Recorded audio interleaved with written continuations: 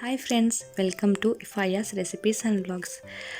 இந்த சேனல் இன்னும் நீங்கள் சப்ஸ்கிரைப் பண்ணலையா? அப்போ மறக்காமல் சப்ஸ்கிரைப் பண்ணிடுங்க அண்ட் பெல் பட்டனையும் ப்ரெஸ் பண்ணிடுங்க.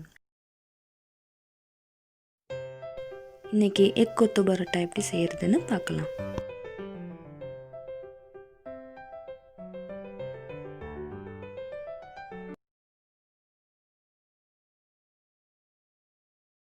இதுக்கு செய்ய தேவையான பொருட்கள் 4 வெங்காயம், அரை தக்காளி, 3 முட்டை, 3 பச்சை மிளகாய்.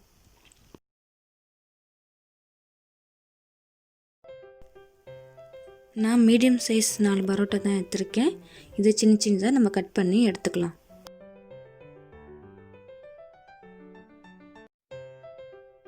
இந்த மாதிரி சின்ன சின்னதாக பீஸாக எடுத்துக்கோங்க. இப்போ ஒரு பேனில் 3 டேபிள் ஸ்பூன் ஆயில் ஆட் பண்ணிக்கலாம்.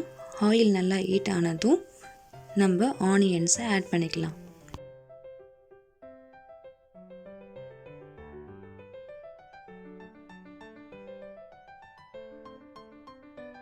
இப்போ ஆனியன்ஸை நல்லா வதக்கிக்கலாம்.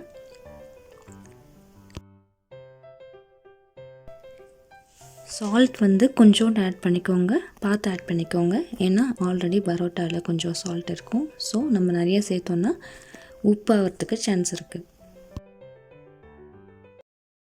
வெங்காயம் நல்லா வதங்கிட்ட அப்புறம் 1 டேபிள் ஸ்பூன் இஞ்சி பூண்டு பேஸ்ட் ஆட் பண்ணிக்கலாம்.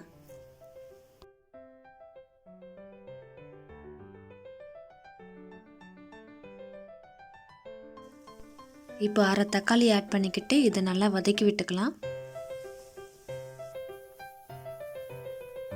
தக்காளி நல்லா வதங்கிட்ட அப்புறம் நம்ம 3 பச்சை மிளகாவை ஆட் பண்ணிக்கலாம்.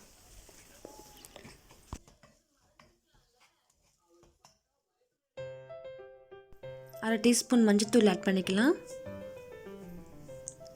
அரை டீஸ்பூன் மிளகாய்த்தூள் ஆட் பண்ணிக்கலாம். அப்புறம் 1 table spoon garam masala add பண்ணிக்கலாம். இப்போ அதோட பச்சை வாசனை போகிற வரைக்கும் நல்லா வதக்கி விட்டுக்கலாம்.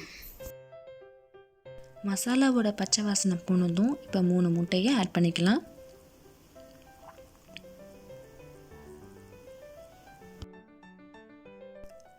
நல்லா மசாலா முட்டையோட மிங்கல் ஆகிற வரைக்கும் நல்லா கலந்து விட்டுக்கோங்க. முட்டை நல்லா மசாலாவோட கலந்து வரணும்.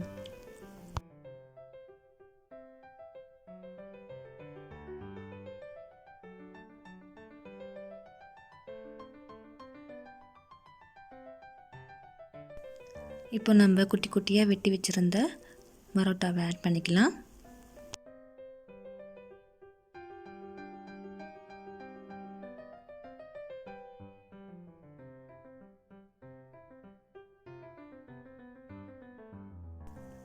மசாலாவையும் பரோட்டாவையும் நல்லா மிக்ஸ் பண்ணிக்கலாம். மசாலா பரோட்டா கூட நல்லா மிங்கிள் ஆகி வரணும்.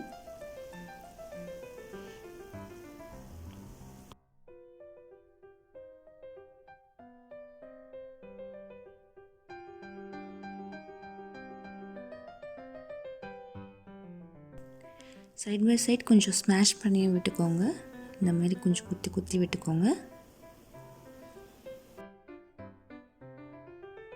கடைசியாக அரை டீஸ்பூன் மிளகுத்தூள் ஆட் பண்ணிக்கிட்டு நல்லா மிக்ஸ் பண்ணி விட்டுக்கலாம்.